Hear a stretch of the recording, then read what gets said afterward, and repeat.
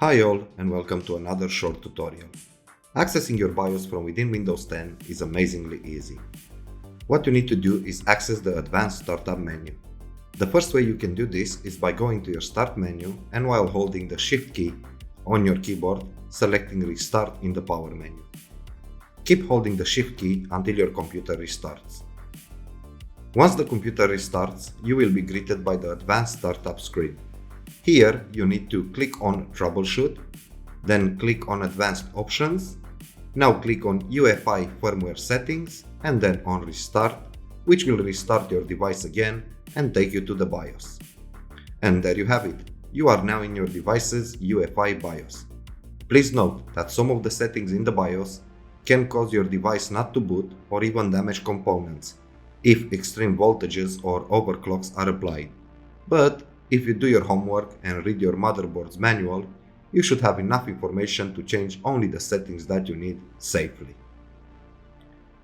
This method also works from the login screen.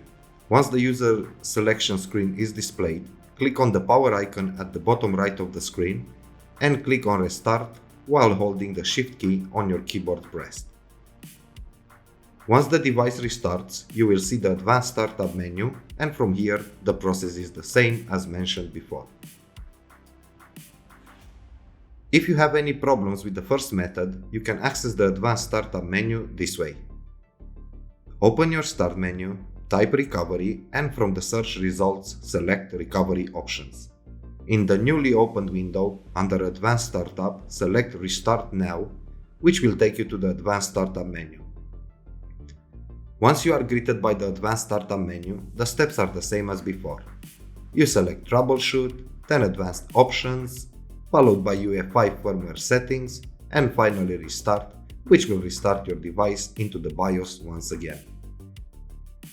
If you enjoyed this little guide and found it helpful, please consider pressing the like button and subscribing to our channel.